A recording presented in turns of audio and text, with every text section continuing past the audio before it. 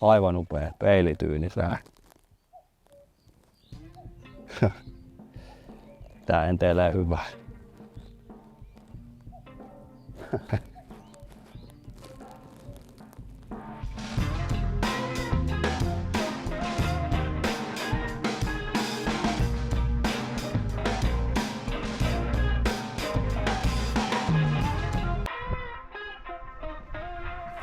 Tutun näköistä maisemaa. Ollaan 8,5 kilometriä Kangasniemen keskustasta Puulavedellä, mun kotijärvellä. Ja tällä kertaa homman nimi on se, että seuraavaan 7 päivää mä menen meloen Puulalla. Puhelin on lentokonetilassa koko tämän viikon aikana. Mua ei saa kiinni ja mä en ota mitään yhteyttä ulkomaailmaa tai internettiin ja se on pelihenki. Toinen fakta, mikä tässä on otettava huomioon, on se, että mä en ole koskaan retkimelonut. Mulla on 7 päivää aikaa katsoa, mitä kaikkea Puulalta löydetään ja mitä kaikkea täällä tapahtuu. Tämän reissun ensimmäinen yllättävä haaste on rantautumispaikan löytäminen kivikkoisen Puulan rannoilta.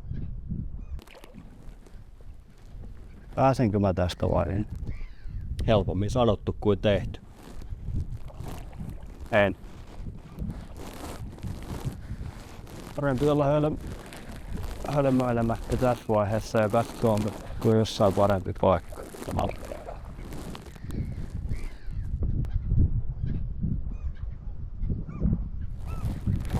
No, jos tää positiivista haetaan, niin en oo kaatunut järveen vielä kertaakaan. Ja sen tietää muun muassa siitä, että kamerat toimii vielä, koska näähän ei oo vedenpytäviä. Missä ne olisi? Pitkän melontapäivän jälkeen ensimmäinen rantautumispaikka ja yöpaikka löytyy. Ja pitkän reissun ja valtavan matkan realiteetit alkavat tulla todellisiksi.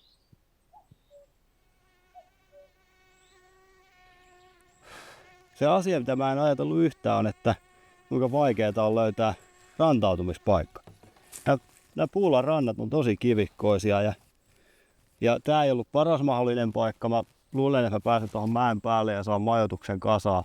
Niin, ja tosiaan majoitus, jota mä en ole koskaan käyttänyt, on vielä alkuperäisessä paketissa. Toivotaan, ettei sada.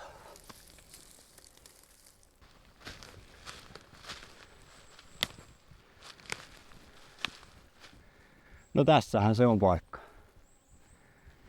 Viimeisen päällä. Kato. Riippumatta-majoituksen kasaaminen näissä olosuhteissa ja tässä hyttysmäärässä ensimmäistä kertaa osoittautuu yllättävän vaikeaksi. Mä en ymmärrä tässä jotain isoa pointtia tässä kiinnityssysteemissä. Tää kamerat hetkeksi kiinni. Mä funtin. Yli tunnin yrityksen ja epäonnistumisen jälkeen majoituksen kasaaminen onnistuu lopulta. Ja vihdoinkin hektisen päivän jälkeen on hetki aikaa omille ajatuksille. Keskellä ei mitään, yksin, irti, sivilisaatiosta.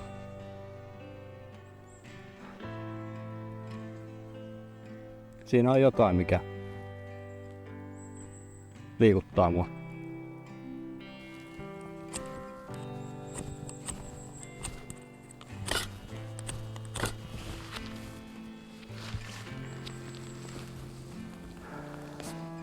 Lähti vähän hanskaa mukaan. Siinä pyörii 200 hyttystä ja tämän päivän safka. Pitkä päivä. Täytyy myöntää, että on niinku voimat aika pois ja haastavaa. Henkisesti aina, mutta varsinkin kun tietää, että sä oot viikon vielä jatkamassa tätä hommaa, niin kaiken näköistä pyörii päässä. Kaiken näköistä. Jatketaan aamu.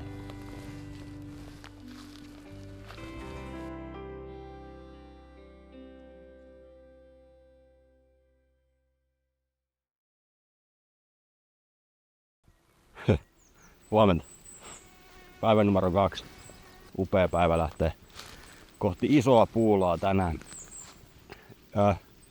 Ennen kuin vähän liikkeelle, mä haluan vaan näyttää yhden asian. Mä kävin aamulla tässä vähän kävelemässä ja tutkimassa paikkoja tämän majoituksen ympärille. Täältä löytyi mielenkiintoinen juttu.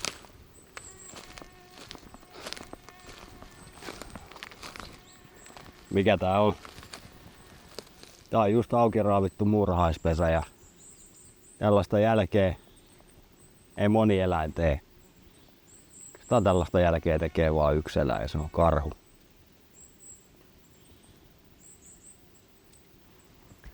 Nukuttiin jonkun reviirillä. Hyttysten aiheuttamat nopeat aamutoimet ja matka jatkuu.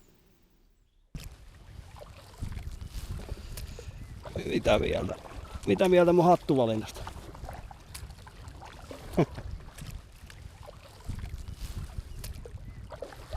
Lähdin niin kiireellä sieltä edellisestä paikasta sen infernaalisen hyttysmäärän takia. Mun unohdin laittaa 2 tärkeää asiaa, aurinkorasva ja hattu. Tämä on päivän muoti. Ja tässä tapauksessa palamiselta pelastuminen saattaa pelastaa koko reissu. On nimittäin vedenkäynti vähän näillä isoilla selillä erilaista kuin tuolla äänissä salmissa. Terpee. Amatöörin meloja aina vähän välillä jännittää.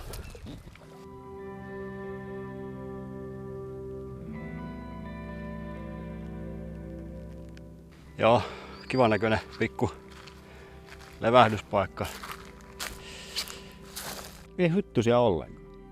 Tämä paikka on liian lähellä mun edellistä yöpymispaikkaa, että mä voisin jäädä tähän, koska syyt. En tiedä miksi, älä kysy. No, kyllä mä merkkaan tän muistiin ja katsotaan, jos tänne tultais vielä takaisin.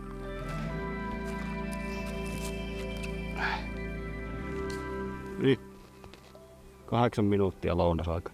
Tällaisilla reissuilla aina mielenkiintoista on se, että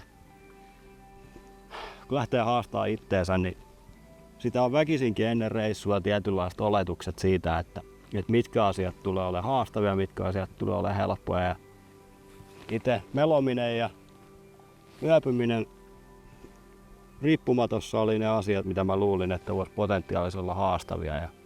Ja totuus onkin se, että hyttyset ja rantautumispaikkojen löytäminen on se iso juttu. Ja jotenkin se, kuinka mulla on vaikeuksia päättää nyt asioita. Siis mun on vaikea päättää, mitä mä teen. Ja tällä hetkellä se on mun elämässä ainoa asia, mitä mun tarvii tehdä. Mutta se vaatii aina tällaisia juttuja, että itsestään pystyy löytämään niitä sellaisia puolia, mistä ei välttämättä ole tietoinen. Se kai tässä pohjimmiltaan on niin arvokasta.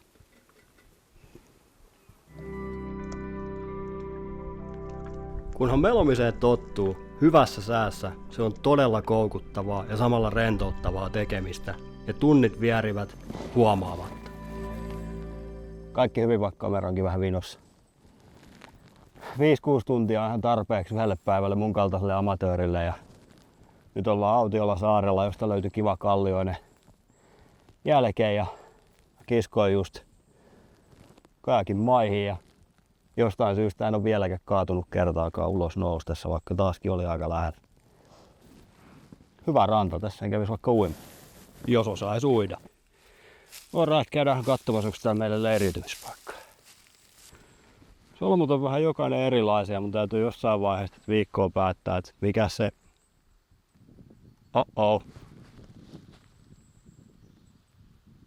Okei.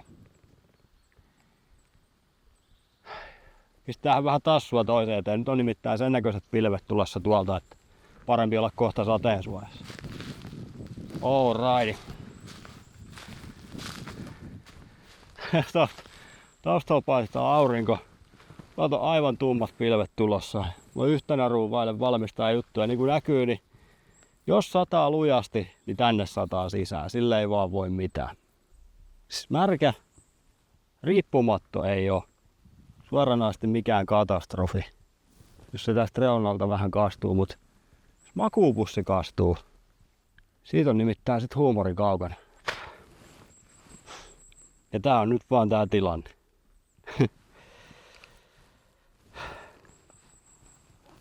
Tervetuloa hyvin pian kohta märkään kesäkeittiöön. Täytyy sanoa, että tänään oli outo päivä. Melominen on edelleen mulle tosi stressaavaa, koska mä en oo hyvä siinä. On monta kertaa tapahtunut läheltä piti tilanteita, mitkä ei ole tallentunut kameralle ja mä en niistä sen enempää ole sitten tätä lukua ottamatta sanonut, mutta yleensä luonnossa liikkuessa mä pääsen sellaiseen sen tilaan tosi nopeasti. Jostain syystä nyt mä en pääse. Ainakaan vielä ei olla siellä. Mä en tiedä mikä on. Nyt loppuu turhanpäiväinen jossittelu ja kamera menee sateensuojaan. Hyvää yötä ja aamulla seuraavat seikkailut.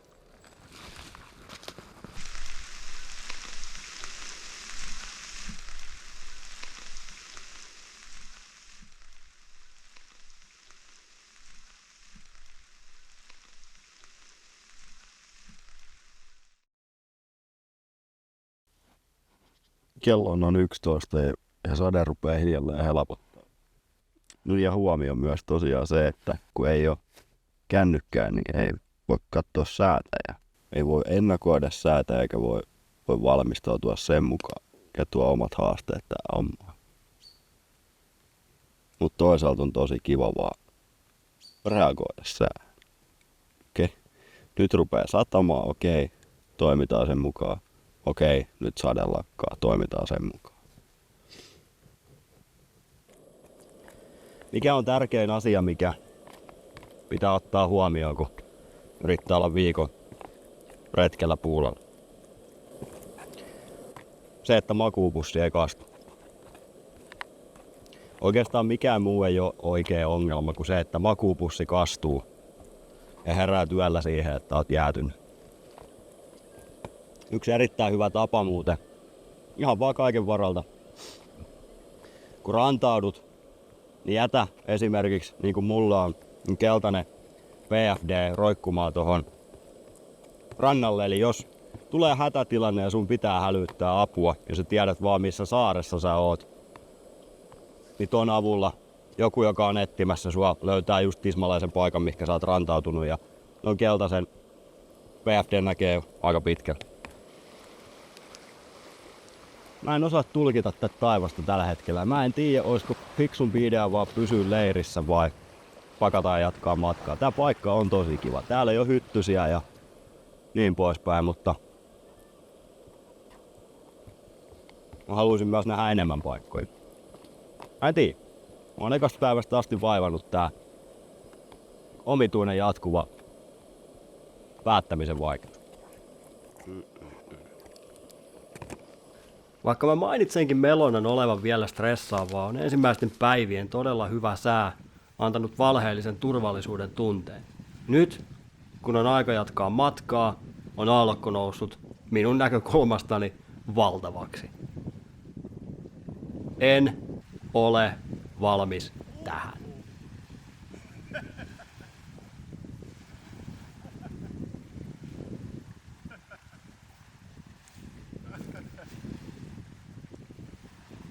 Oi helvetti. Rannasta lähtö oli sanalla sanoen kauhistuttavaa ja siinä ei paljon videokameraa pidelty samaan aikaan. Mutta puulan yli 200 saarta tarjoavat mukavaa tuulensuojaa ja niitä kierrellessä aallokko ei niin paljon pääse haittaamaan, vaikka ajoittain se aiheuttaakin vielä pieniä kauhun tunteita. Alkaa olla ihan niinku todellista aallokkoa täällä.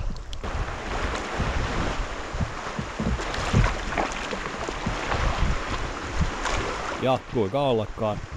Illan viimeisessä rantautumisessa aallokko aiheuttaa sen, että mä olen ihan puhtaasti matkustajana ja kaatumatta päästään perille tasan tuurille. Aallot on... Näin.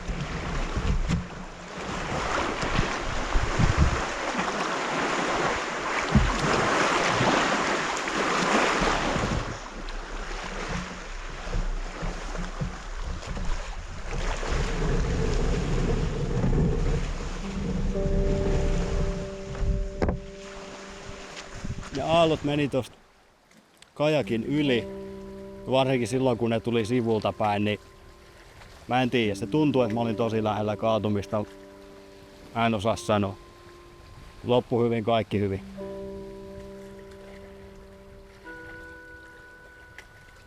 Mulla oli hyvä fiilis tästä paikasta jo aikaisemmin. Sen paikan nimi on Karhusaari. Oikeastaan ainoa asia tässä on se, että mä oon kallion reunalla ja tällä puolella on Simpiänselkä, Puulan sydän. Se on iso ja se on tuulinen. Laskenko mä tätä puolta alaspäin, että tänne ei tuule sisälle niin kuin näkyy, tässä on läpiveto. Vai annanko mä olla se ylhäällä, että mä voin katsoa tonne selälle. Niin mä voin katsoa tonne selälle koko yön. Hyvä kysymys. Mä en tiedä miksi, mutta mun on taas vaikea päättää. Ja on ollut koko reissu mun mukana tää sama juttu. Ja oikeastaan tiedä mistä se johtuu, mutta mielenkiintoista. Sen takia täällä ollaan, että päästään oman pään sisälle ja selvitetään mitä siellä tapahtuu.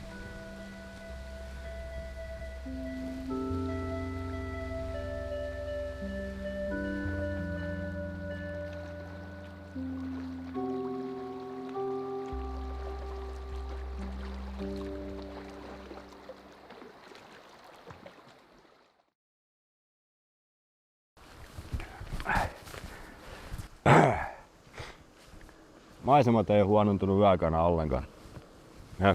Tuu varmaan kellekään yllätyksenä, jos sanon, että oli aika tuulista.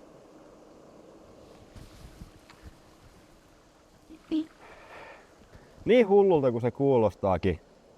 Tuo on 4. päivä ja nyt on se päivä, kun pitää rupea funtsiin takaspäin menemistä. Käsittämätöntä. No tää taustalla oleva Simpiänselkä mun täytyy ylittää jossain vaiheessa ja mun ajatus on nyt se, että koska tänään ei ole hirveän tuulinen päivä, aallokko ei ole kauhean paha, niin mä yritän tehdä isoimman osan siitä ylittämisestä tänään. Fakta on, että jos mä tuolla selällä vedän turvalleni, niin se on peli menetetty. Simpiänselkä. Katsotaan kuka äijän käy. On aivan täysin mahdollista ja tiedostan, että hyvin todennäköistä, että mä en erottais nokipannukahvia ja Aeropressillä tehtyä kahvia toisistaan sokkotestissä näissä olosuhteissa. Täysin mahdollista. En lähde väittelemään sekuntiakaan siihen vastaan. Mutta mä tykkään tästä rutiinista ja prosessista, mikä tähän liittyy. Saa kikkailla ja näprätä ja teoriassa ainakin parasta mahdollista kahvia, mitä näissä olosuhteissa voi saada. Pari melontapäivän luoma itsevarmuus, valheellinen sellainen, ja oma taipumus itsensä haastamiseen aiheuttavat sen, että tänään on yksi vaarallisimpia päiviä, joita olen elämässäni kokenut.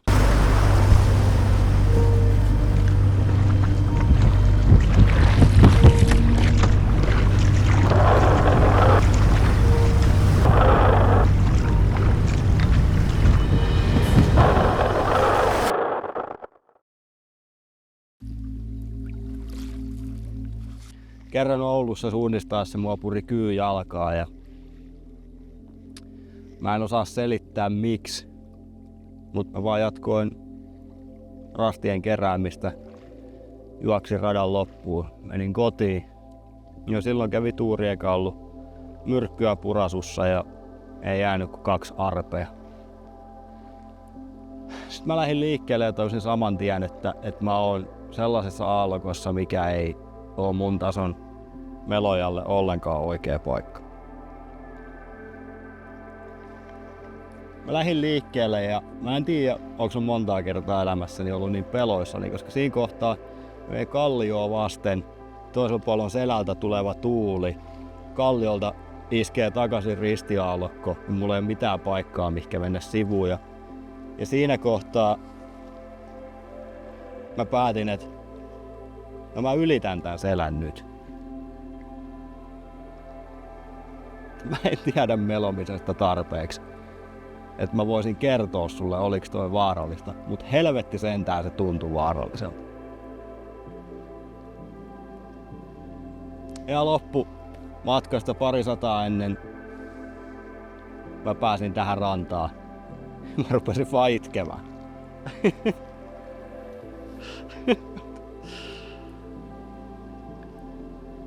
Oli tosi peloissaan ja meni vaan silti ja vielä vaikeammasta mahdollisesta paikasta vaikeammalla mahdollisella säällä. Saman tien kun mä ylitin selän, niin nyt on peilityyn.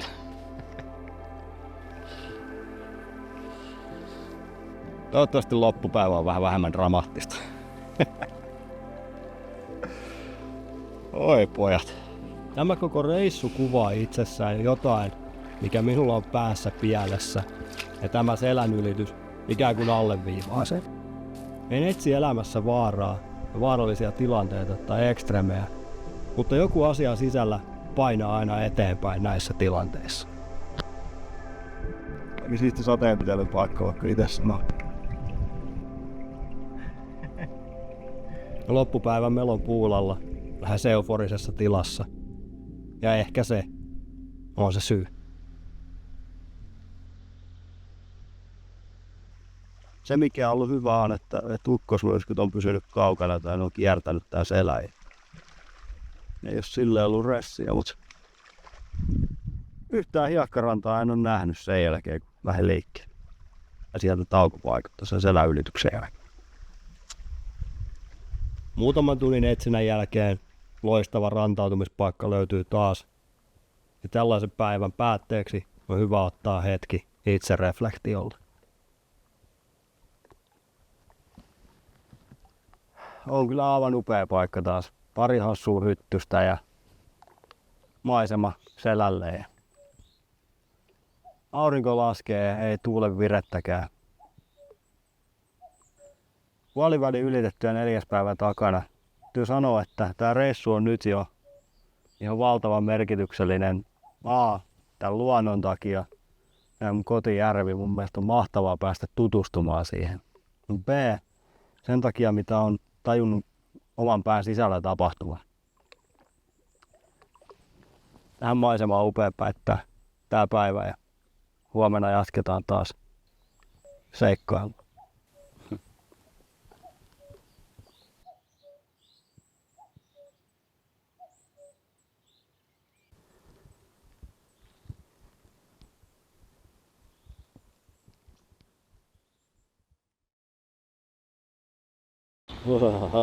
Ai, helvetti.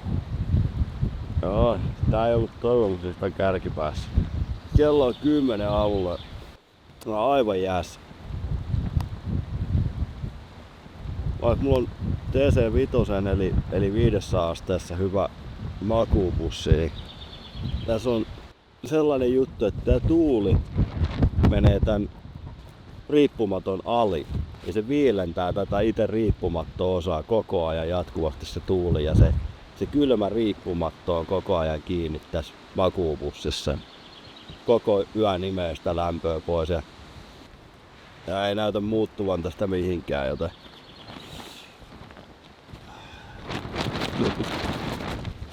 jep. Joten tänään on ihan hyvä päivä pysyä aloillaan ja käydä vähän tutkimassa tätä saarta ja voi että ulos makuupussista. Joo. Saa nähdä.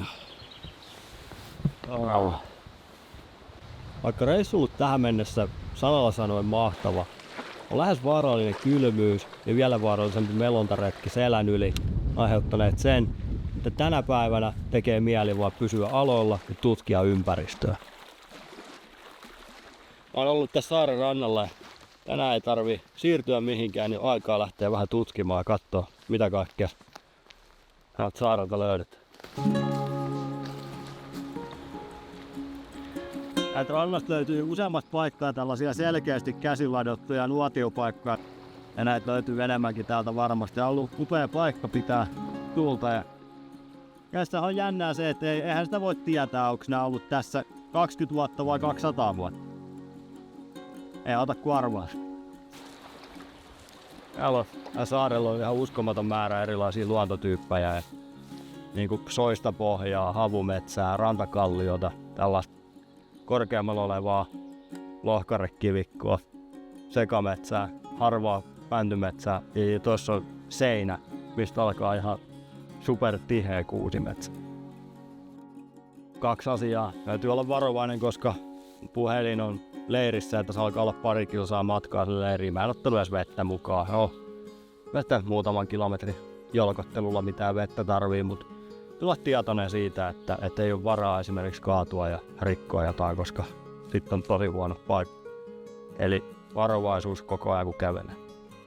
Toinen asia, mitä mä mietin, että mä en tiedä kuinka moni pystyy samaistumaan siihen pakottavaan tarpeeseen mennä koko ajan eteenpäin ja selvittää, että mitä tuolta löytyy, mitä ton mäen takana on, mitä ton kiven takana on. Tuo näyttää mielenkiintoiselta, mitähän sieltä löytyy.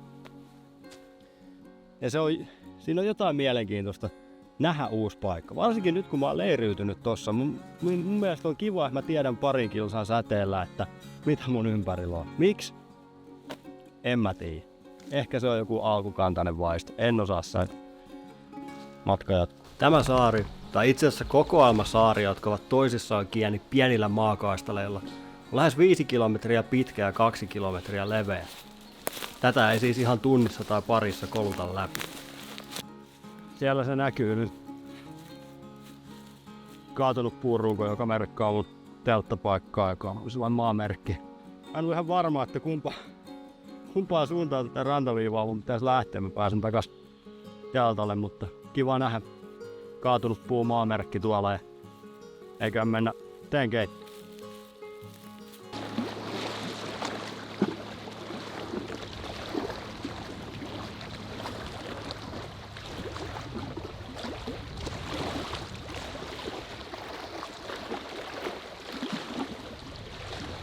Reissuväsymys alkaa tässä vaiheessa painaa päälle niin fyysisesti kuin henkisestikin. Ja koetut läheltä piti tilanteet pyörivät takaraivossa. Ehkä kalastamisella saa jotain muuta ajateltavaa ja lisää kaloreita lautaselle. Tai sitten ei. Se oli tunnin mittainen virveli se. Uusi virveli ei kestänyt kuin muutaman heiton.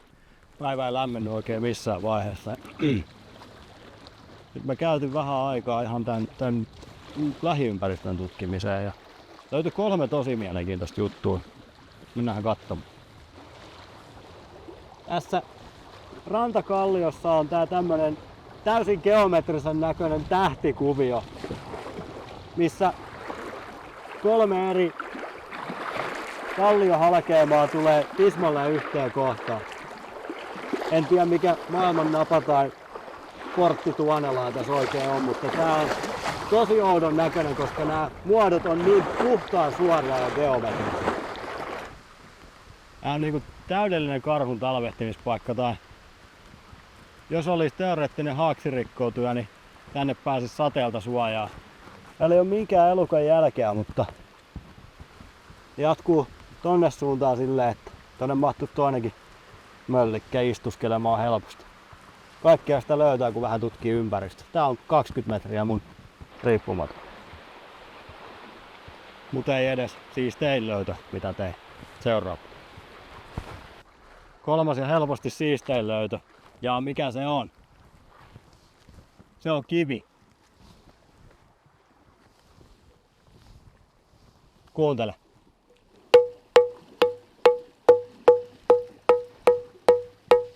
On täysin ontto. Mä en tiedä mitä se tarkoittaa tai onko tää yleistä, mutta tää on koko kivi ontto ja se on eri lailla eri paikoista.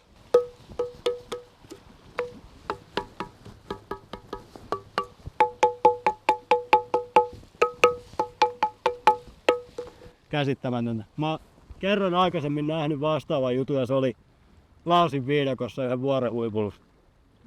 Ja se paikallinen opas sanoi vaan, että joo, ei kellään mitään hajua, mutta vanhat ihmiset sanoo, että siellä asuu demoni. Mielenkiintoinen ilmiö.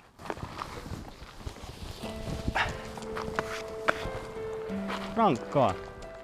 Henkisesti ja fyysisesti rankkaa, ei se käy kiistäminen. Ja se ei tarkoita sitä, etteikö tää olisi aivan absoluuttisen nautinnollista ja on koko ajan etuoikeutettu ja kiitollinen olo siitä, että mä pääsen tekemään jotain tällaista, mutta silti raskasta. Nyt vaan toivotaan, että tää yö ei ole yhtään kylmempi kuin viime yö, koska jos on, meillä saattaa olla oikeita hommia. Arvaatin varmaan, mitä tapahtuu seuraavaksi. 6. päivä. Takana mun elämän vaikein yö. Heti 90 aikaa, kun ennen nukkumaan tajusin, että lämpötila on laskenut aivan valtavasti. Ja jo alkuyöstä kylmät väreet ympäriinsä, ei pystynyt lämmittämään itseänsä mitenkään. Mulla on päällä kaikki, mitä mulla on mukana. Ja aamuyöstä se meni aivan naurettavaksi. Mä jouduin hakemaan avaruuslakana ja vetää sen ympärille makuupussissa. Silti tuulen ja tämän kylmän sään takia niin koko ajan kylmät väreet selkäpiissä. Niin kun tunnet sen, että melkein rupeaa täristämään. Ja sit sun täytyy herätä parin minuutin välein tekemään jotain selkälankkuja, mitä pystyy lihasliikkeitä, mitä pystyy tekemään tuollaisessa makuupussissa, että pysyy lämpimänä.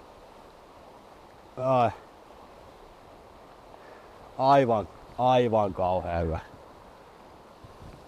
Tärkeä totuuden nimessä ottaa huomioon se, että tää mun yö ei ollut vaikea siksi, että mä oon vaarallisessa paikassa tai mä teen jotain vaarallista tai niin poispäin. Tää yö oli vaikea tasan siksi, että mä olin valmistautunut huonosti.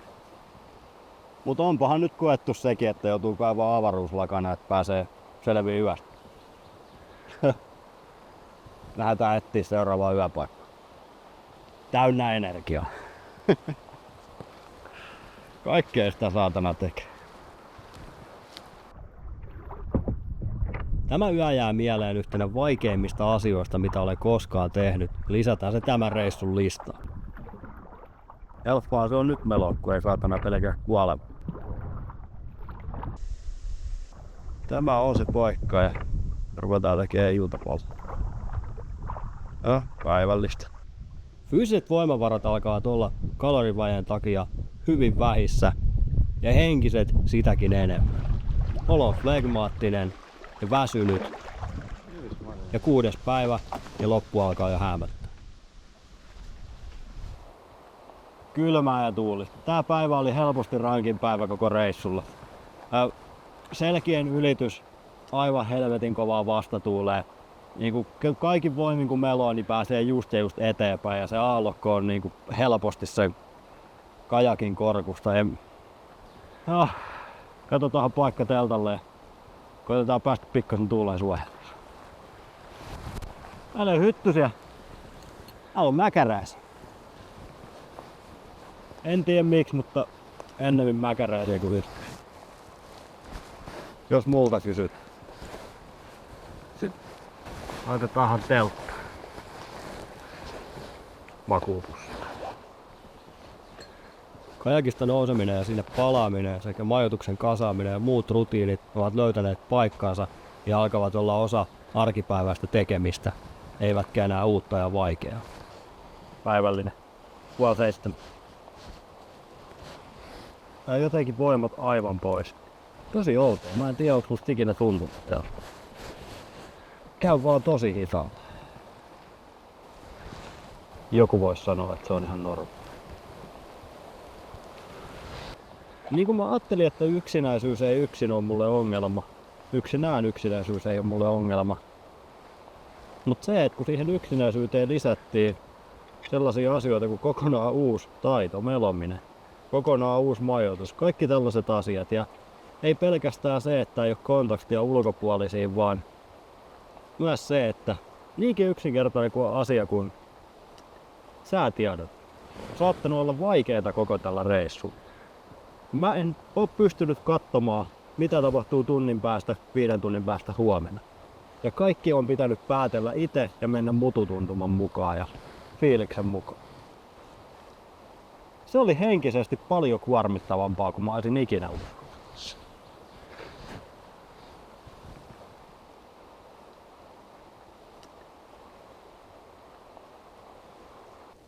Mä oon tän reissun aikana istunut jossain kivellä tuijottamassa järvelle varmaan parikymmentä tuntia. Ihan vaan tuijottamassa.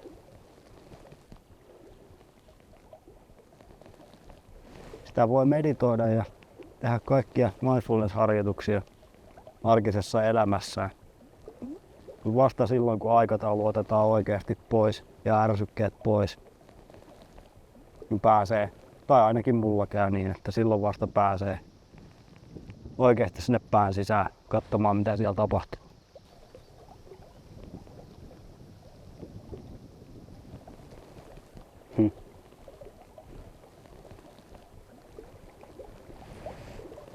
Tyyni kaunis ilta. 2 viime päivää ollut kylmiä ja älyttömän tuulisia.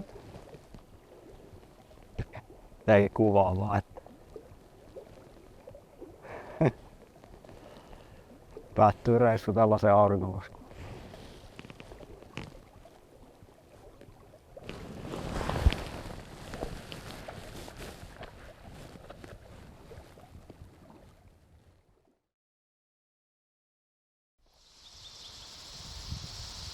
Viimeisenä aamuna herään upeaan hellepäivään.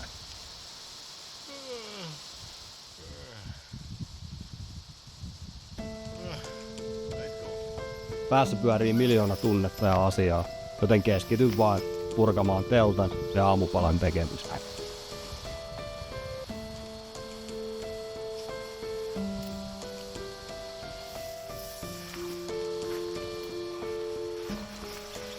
En puhu koko aamuna kameralle mitään, koska en tiedä, mitä sanoa.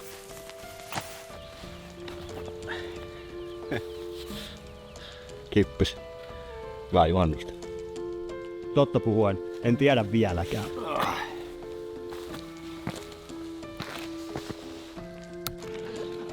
Mutta se minkä tiedän on, että tällaiset retket muuttavat ihmistä pysyvästi. Ja mikä parasta, aina parempaan suuntaan. Menoksi.